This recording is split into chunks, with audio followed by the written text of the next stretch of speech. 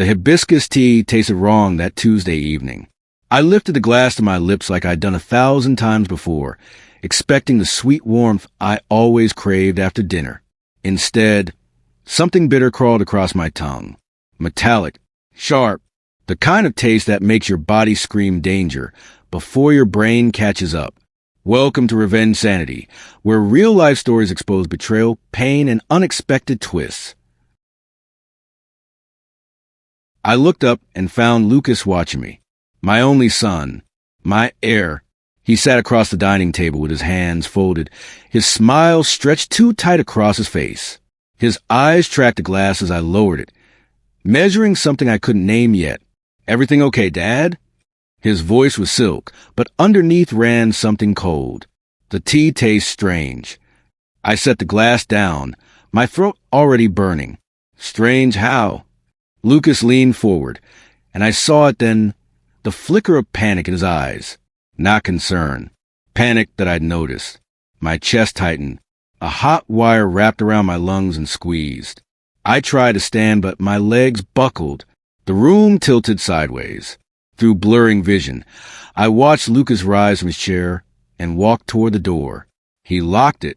The sound of that bolt sliding home was the last thing I heard clearly before darkness clawed at the edges of my sight. I hit the floor hard. The cold tile pressed against my cheek. My heart hammered against my ribs like a prisoner beating on cell bars. Every breath felt like swallowing glass. Above me, Lucas knelt down. His face swam in my failing vision. He brushed my hair back almost tenderly, the way I used to do when he was small and fevered. "It'll be peaceful, Dad," he whispered, just like falling asleep. That's when the truth crashed through the fog in my mind. The property deeds I'd signed last month. Transferring partial ownership. The trust fund I'd expanded. The will I'd updated. Putting Lucas in control of everything if I died. This wasn't an accident. This wasn't food poisoning or a heart attack or bad luck. My own son was murdering me. I tried to speak, but my tongue was lead. I tried to grab his sleeve, but my fingers wouldn't close. All I could do was lie there while memories flickered to my dying brain. Lucas as a baby, Lucas graduating, Lucas asking for more money, more control, more of everything I'd built with my own bleeding hands. The room faded to black. My last thought was simple and terrible. I trusted the wrong person. But death, it turned out, had other plans. Cold woke me. Concrete cold that seeped through my clothes and into my bones. My eyes cracked open to darkness and the smell of fertilizer and old wood. Where was I? I tried to move. Pain exploded through every nerve. My throat was sandpaper. My head felt stuffed with broken glass. But I was breathing. Somehow, impossibly, I was still breathing. "Mr. Patterson? Oh, God, you're awake."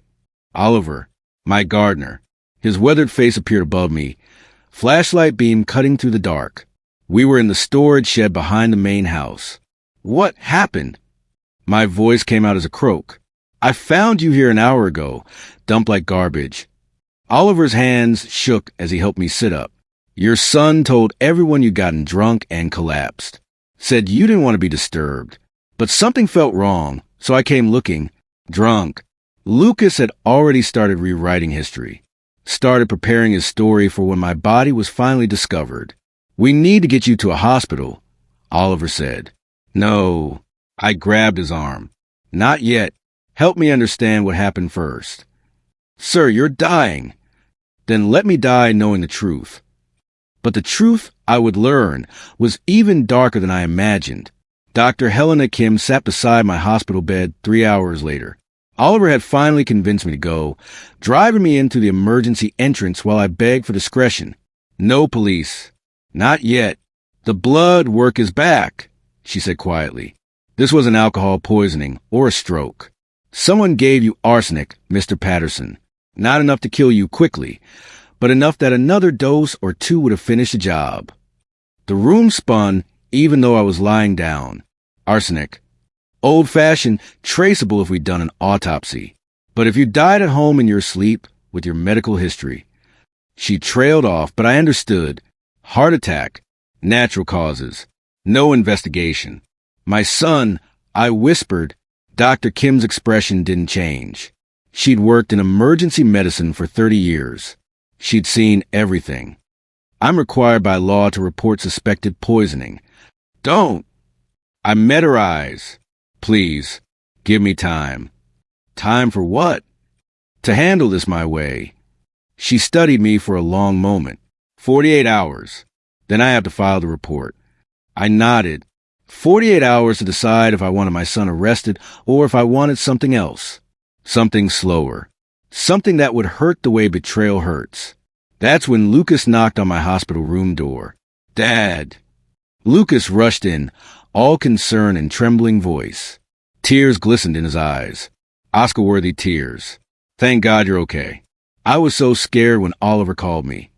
He grabbed my hand, squeezing tight, too tight, his fingers pressed into my wrist where the four fed into my vein. You gave us all such a fright, he continued, his thumb finding my pulse point, measuring, calculating. The doctors said it was touch and go for a while. Did they? I kept my voice weak, confused. Let him think the poison had scrambled my brain. You don't remember collapsing? Hope flickered across his face. Everything's foggy. Relief, pure relief flooded his features. He thought I didn't know. Thought I'd forgotten that glass of tea, that locked door, those whispered words about peace. Lucas leaned close, his breath hot on my ear. Next time, don't wake up. 5 words, barely audible, but clear enough. I smiled back at him, letting my hand shake in his grip, letting him see weakness and confusion and fear. I'm just glad you're here, son. His smile widened. He thought he'd won. Thought I was too broken, too trusting, too stupid to understand what he'd done.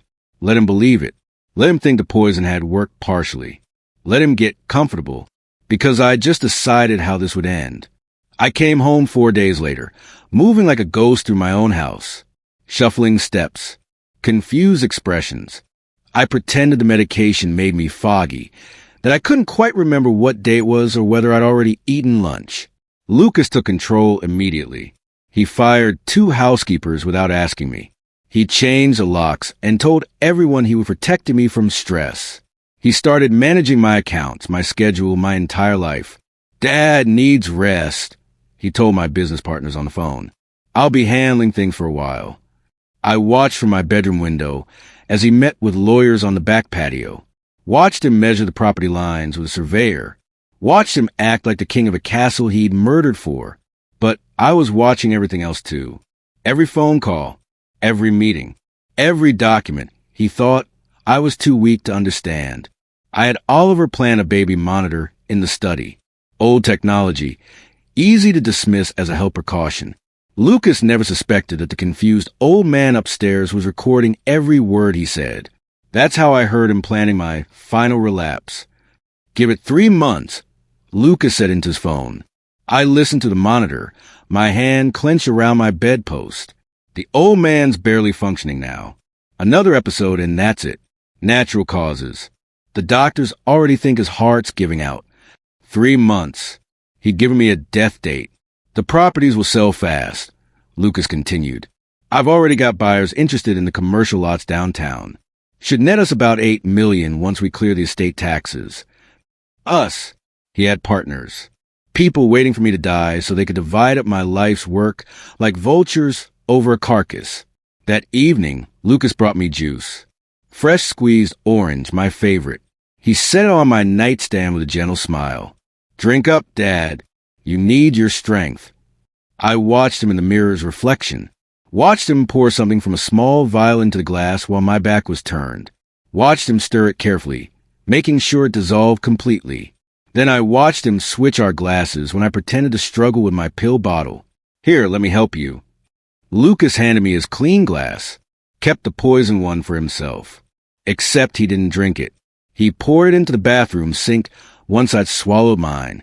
I drank the safe juice slowly, playing my part. Weak father, trusting fool.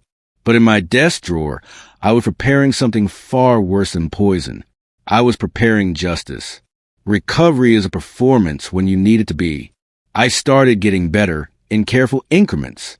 Clearer speech, steadier hands. Just enough that Lucas thought his reduced dosing was working. You're doing so well, Dad. He squeezed my shoulder during breakfast. I'm so proud of you. I smiled back. I couldn't do it without you, son. You've been everything.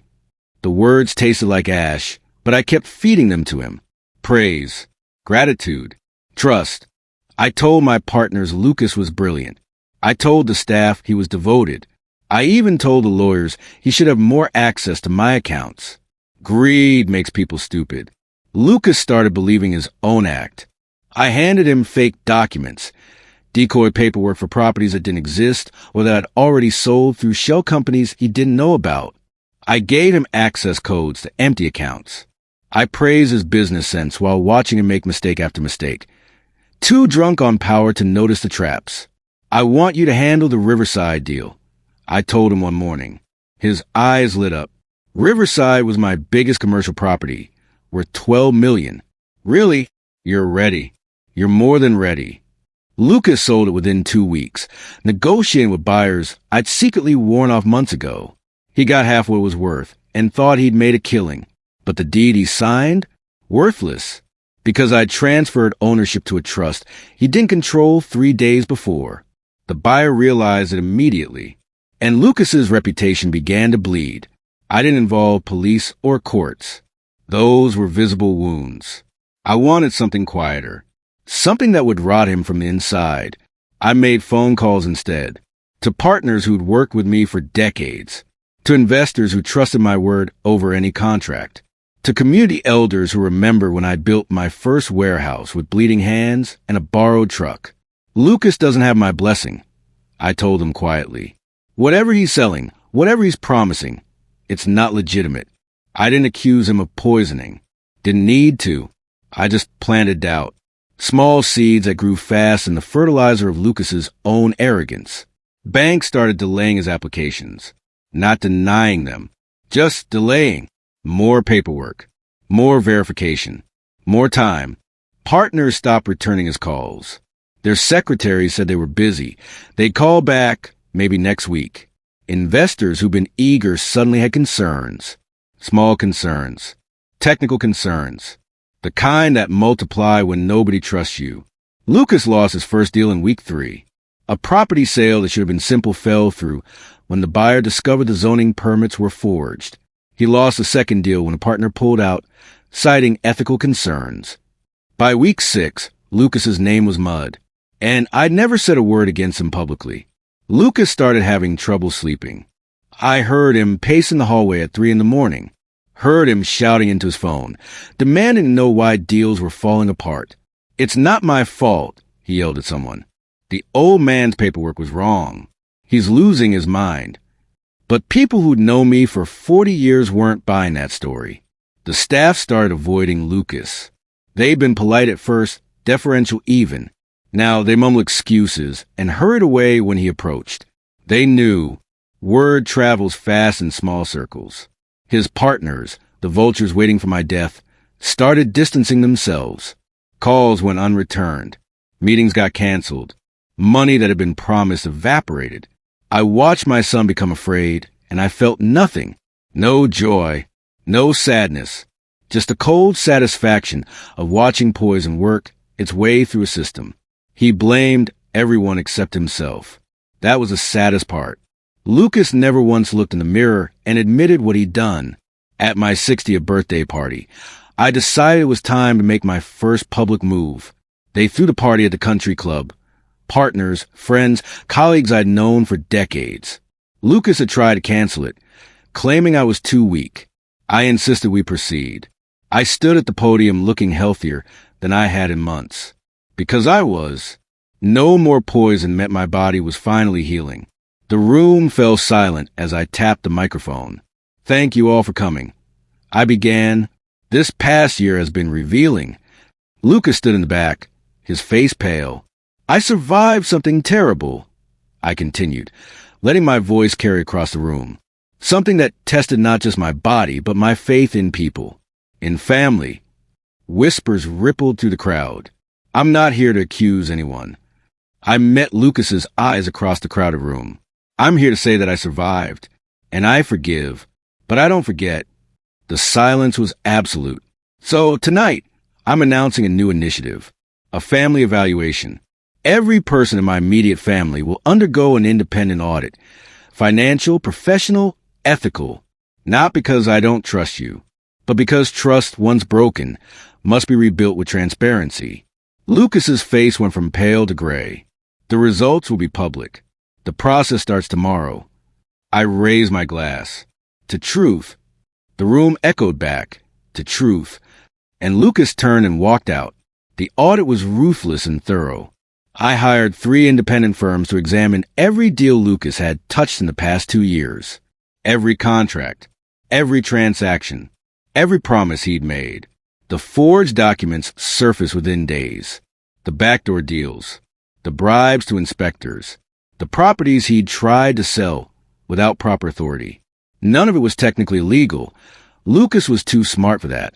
But it was unethical. Sloppy. The work of someone who thought he was untouchable. I started assigning him real responsibilities. Negotiations with partners who asked hard questions. Ethics meetings where he had to defend his choices. Financial audits where every dollar had to be accounted for. Lucas failed. Publicly. Loudly. He stumbled through a presentation to investors, unable to explain why 3 deals had collapsed. He lost his temper during an ethics review, shouting about how unfair it all was. People stopped calling him my successor. They started calling him something else. Dangerous. Unstable. The son who'd gotten too big for his conscience. My wife, Diana, finally confronted me one evening. She'd been silent through everything, watching, knowing, saying nothing. "You're destroying him," she whispered. "He's our son." I looked at her, really looked at her, at the woman who'd shared my bed for 30 years and hadn't said a word when her son tried to murder me, and I was his father. She flinched. "Did you know?" I asked. Her silence was answer enough. I packed a bag that night and moved to a modest rental across town. The small house had 2 bedrooms, a kitchen with old appliances, and a view of absolutely nothing important. It was perfect. I left Lucas the mansion, the cars, the staff, the empty symbol of everything he'd tried to kill for. But I took the one thing that mattered, my reputation. Within a month, Lucas was alone in that big house. Diana stayed, but even she kept her distance, locked in her own guilt. The staff quit one by one, unwilling to work for someone everyone whispered about. His phone stopped ringing. His emails went unanswered. The few friends he'd had scattered like rats from a sinking ship. I watched it happen from my small house, drinking tea that tasted clean and bitter-free. Watched power dissolve without wisdom to hold it together. Lucas tried to apologize 6 weeks after I moved out. He showed up at my door on a Thursday evening. No car. He'd walked. His clothes were wrinkled. His eyes were hollow. "Dad." His voice cracked. "Please, I need to talk to you." I let him in, pour him water, sat across from him in my small living room like he was a stranger seeking counsel. "I'm sorry." Lucas's hands shook around the glass. I was desperate. The gambling debts, the people I owed, they were going to kill me if I didn't pay. I thought if I had the properties, I could sell them and fix everything. "So you decided to kill me?" He flinched. I didn't think it through. I just panicked. "Would you have stopped?" I asked quietly. "If the first dose hadn't worked, if I hadn't woken up in that shed, would you have tried again?" Lucas opened his mouth, closed it. Tears streamed down his face, but no words came. He had no answer, because we both knew the truth. I stood up. "I think you should go." "Dad, please." "Go, Lucas." He left. I watched him walk down the street until he disappeared around the corner. I felt nothing. Not anger. Not grief. Just a strange emptiness of watching a stranger wear my son's face. I didn't see him again for a long time. Lucas tried to rebuild.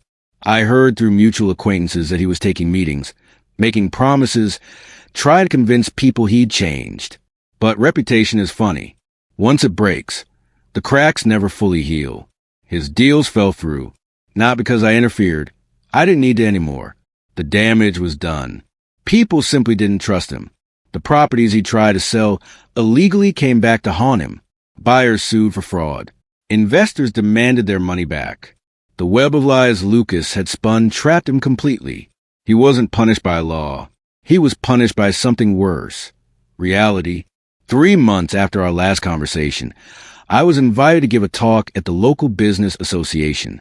They wanted to hear about success, about building something lasting. I told them about betrayal instead. The worst thing that can happen to a man, I said to the crowded conference room, isn't losing his money or his property. It's losing his ability to trust. 200 faces watched me. Lucas wasn't there, but his absence was louder than any attendance.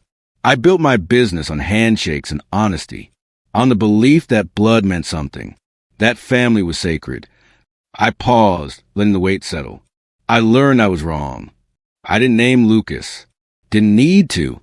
Everyone in that room knew my story by now. Rumors had spread like wildfire, embellished, exaggerated, but rooted in truth. Someone close to me decided that property was worth more than principle, that inheritance was worth more than integrity. And that person taught me the hardest lesson of my life, that sometimes the people we love are strangers wearing familiar faces. The room was silent enough to hear breathing. I survived because I was lucky, because a gardener cared enough to check on an old man, because a doctor was willing to look deeper. I met their eyes, one by one, but I lived because I chose not to let betrayal make me bitter. I chose justice over revenge, truth over violence. The applause started slow, then built, but I wasn't finished. If you learn anything from me, learn this. Protect your legacy, but don't let it poison you. Build something good, but don't sacrifice your soul to keep it. And know that the worst enemies sometimes come from inside your own house. I stepped down from the podium. My phone buzzed before I reached my seat. Lucas had disappeared. The text was from Diana. He's gone. Left a note saying he couldn't stay here anymore. I don't know where he went. I stared at the message for a long time. Part of me wanted to care. The father part, buried deep under all the betrayal. But mostly I felt relief.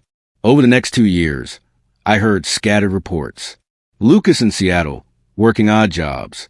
Lucas in Austin, tried to start over with a fake resume. Lucas in Montreal, living in a basement apartment and avoiding anyone who might recognize his name. He moved like a ghost, trying to outrun a reputation that followed him everywhere. Because in the age of internet and social media, stories spread fast. His story spread faster. No wealth, no status, no power, just a name people whisper with caution and pity. That was his sentence.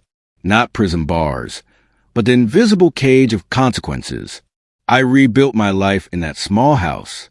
Started mentoring young entrepreneurs, kids with nothing but dreams and honesty. Helped them avoid the mistakes I'd made, the blindness that comes from loving someone too much to see their darkness. My business partners slowly brought me back into deals.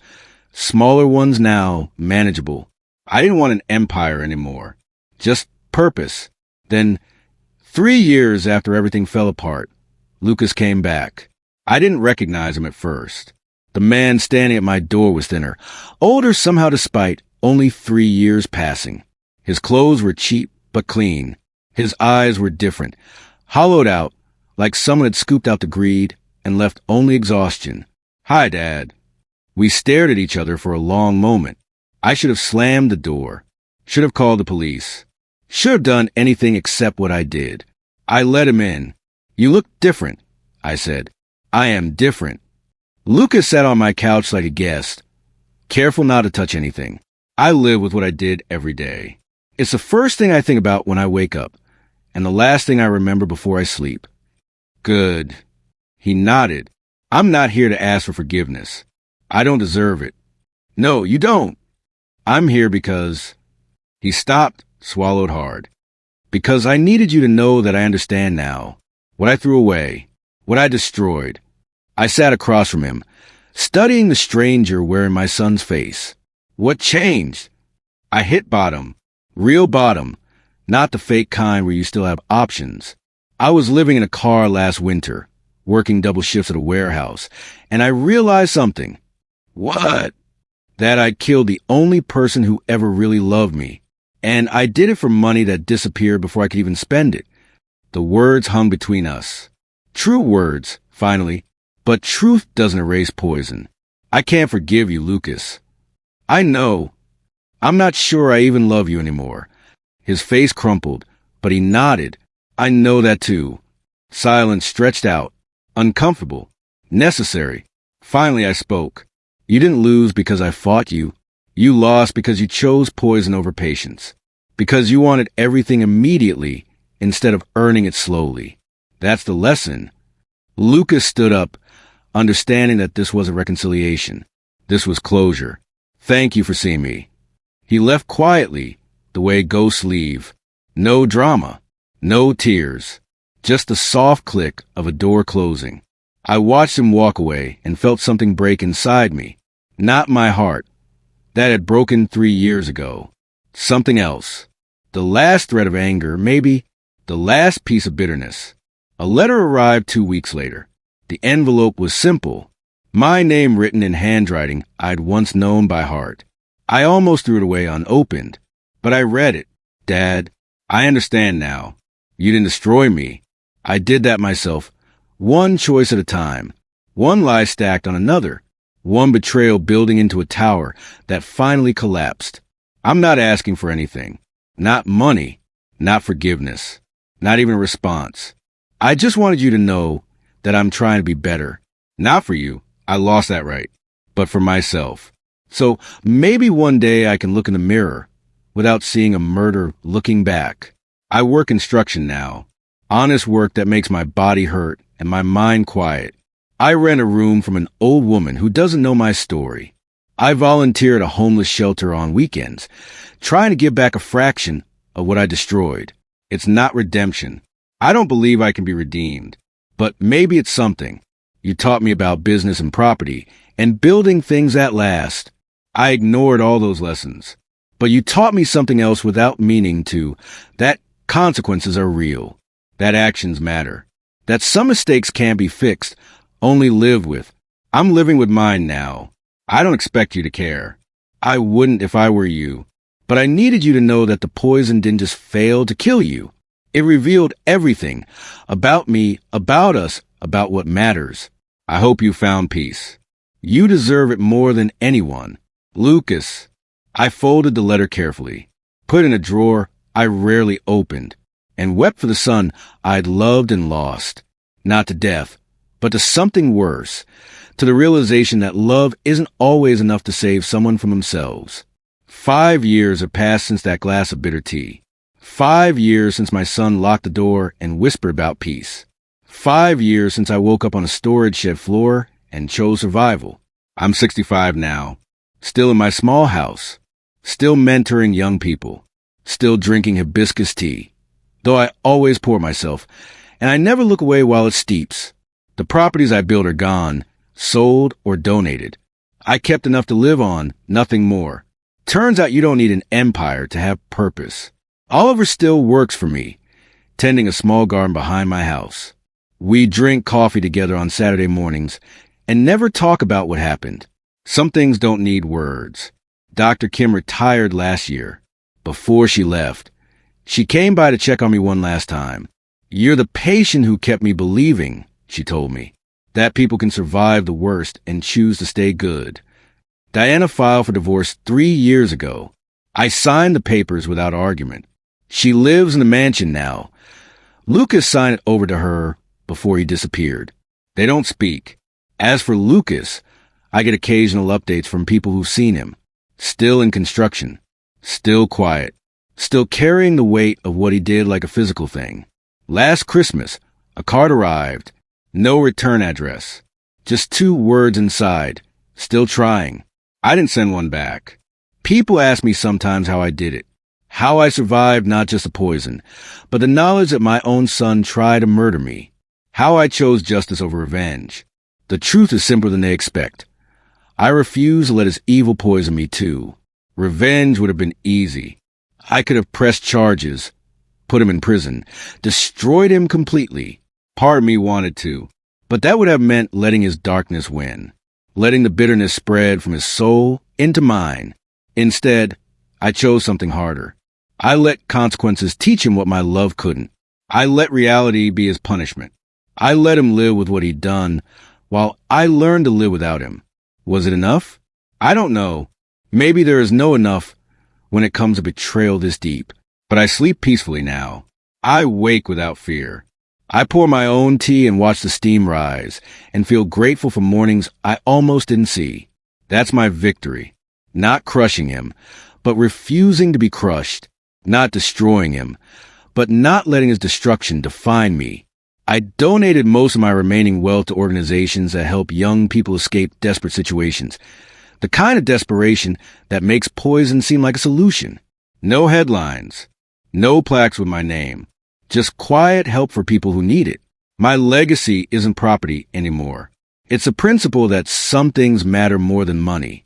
That trust, once broken, reveals everything. That surviving isn't just about breathing. It's about choosing who you become after the worst happens. My son tried to end my life to take my property.